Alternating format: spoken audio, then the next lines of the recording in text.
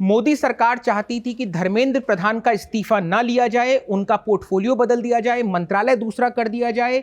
CJP के सामने offer रखा गया, उन्होंने रिजेक्ट कर दिया। सीजेपी इस्तीफे पर अड़ी रही और अंत में जाकर 25 जुलाई की दोपहर धर्मेंद्र प्रधान का इस्तीफा हुआ। नमस्ते, मेरा नाम दीपक तेनगुरिया है। आप इंडियन एक्सप्रेस हिंदी देख रहे हैं। मेरे हाथ में हमारी डिप्टी एडिटर लिज मैथ्यू की स्पेशल रिपोर्ट है।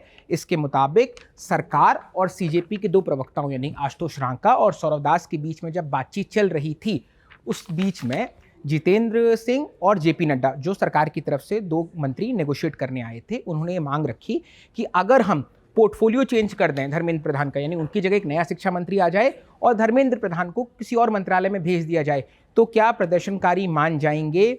लेकिन सीजेपी की तरफ से ये मांग रिजेक्ट कर दी गई। उन्होंने कहा नहीं, धर्मेंद्र प्रधान को हटाना ही होगा और तब जाकर सरकार ने धर्मेंद्र प्रधान को हटाया। हालांकि इससे पहले दो मांगे उनकी मान ली गई थी। कौन सी दो मांगे थी? पहला ये कि नीट और रीनीट के बीच में जिन परिवारों ने अपने बच्चों को खोया है उनको मुआवजा दिया जाए, और दूसरा जिन भी प्रोटेस्टर्स पर एफआईआर की गई हैं वो एफआईआर्स विड्रॉ की जाए। ये दो मांगे मान ली गई थी।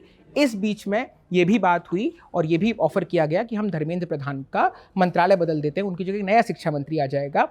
और ये भी सरकार की तरफ से कहा गया है कि जो मंत्रालय बदलने का जो पोर्टफोलियो जो कॉल है वो प्रेरोगेटिव, वो विशेषाधिकार प्रधानमंत्री का होता है।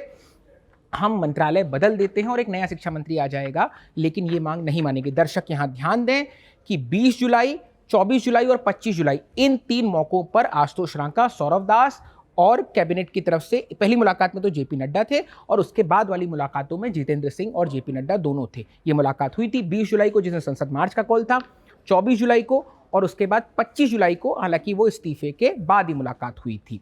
ये इस पूरी खबर में था।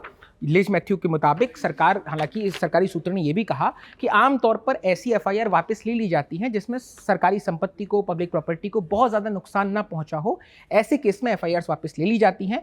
तो ये मांग पर सरकार मान गई थी, लेकिन मंत्रालय बदलने की जो मांग थी और ये मांग थी कि नया शिक्षा मंत्री आ जाए, उस पर सरकार और सीजेपी के बीच में बातचीत हुई, ऑफर दिया गया और अंत में उन्होंने ये रिजेक्ट कर दिया। इसमें यह भी बात थी कि सरकार ने ये कहा कि हम बाकी मांगें आपकी मान रहे हैं, क्या इस मांग पर बात हो सकती है, लेकिन सीजेपी ने बहुत स्पष्ट रूप से कहा कि ये मांग नहीं मानी जाएगी।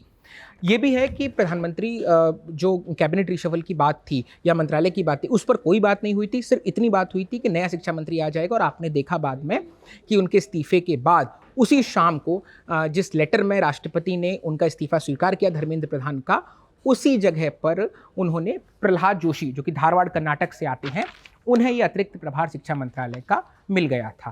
दर्शक यहाँ ध्यान दें कि 27 जुलाई को ही आशुतोष रांका ने एक प्रेस कॉन्फ्रेंस करके इस बात के भी बारे में कहा है कि अगर ये मुकदमे वापस नहीं लिए गए, क्योंकि बिहार से और जगहों से विजुअल्स आ रहे हैं जहाँ पर पुलिस पर कार्रवाई जो पुलिस कर रही है, लाठीचार्ज कर रही है, उसके विजुअल्स आ रहे हैं, तो उन्होंने कहा कि अगर ये आरोप ये नहीं लिए गए, एफआईआर्स वापस नहीं की गई, तो हम बहुत ज़्यादा मजबूर होंगे किसी भी किस्म की इस प्रोटेस्ट को दोबारा शुरू करने के लिए। उसके बाद दर्शक जानते हैं कि कॉन्स्टिट्यूशन क्लब में 2 मीटिंग्स हुई थी। एक मीटिंग जेपी नड्डा के घर पर हुई थी और 2 मीटिंग जो है वो कॉन्स्टिट्यूशन क्लब ऑफ इंडिया में हुई थी। कॉन्स्टिट्यूशन क्लब ऑफ इंडिया की मीटिंग के बाद जॉइंट प्रेसर बुलाया गया, प्रेस कॉन्फ्रेंस बुलाई गई, और उस जॉइंट प्रेस कॉन्फ्रेंस में आशुतोष रांका और सौरव दास ने इस बात को कहा था कि हम ये आंदोलन वापस लेते हैं इमीडिएट इफेक्ट के साथ, क्योंकि हमारी तीनों मांगें मान ली गई हैं। हालांकि जो नीट लीक और रीनीट के बीच में जिन बच्चों की जान गई थी, जिन विद्यार्थियों ने अपने प्राण त्याग दिए थे, उन्होंने एक्सट्रीम स्टेप लिए थे, उनको क्या ऑनरेरियम मिलेगा, उनको क्या मुआवजा दिया जाएगा, इस पर एग्जैक्ट अमाउंट पर बात नहीं हुई, लेकिन कहा गया कि एक ऑनरेरी अमाउंट दिया जाएगा। एफआईआर ना ऑर्गेनाइजर्स पर होगी ना प्रोटेस्टर्स पर होगी, ये भी कहा गया था। और फिर इस्तीफे पर तो ये बात, उस इस्तीफे के बाद ही ये तीसरी मुलाकात हुई थी 25 जुलाई की शाम को। इस खबर में फिलहाल इतना ही। इंडियन एक्सप्रेस हिंदी इस मामले से जुड़े और देश दुनिया से जो भी जुड़े मामले होंगे उनके लिए आपके अपडेट्स लेकर आते रहेंगे। देखते रहिए इंडियन एक्सप्रेस हिंदी।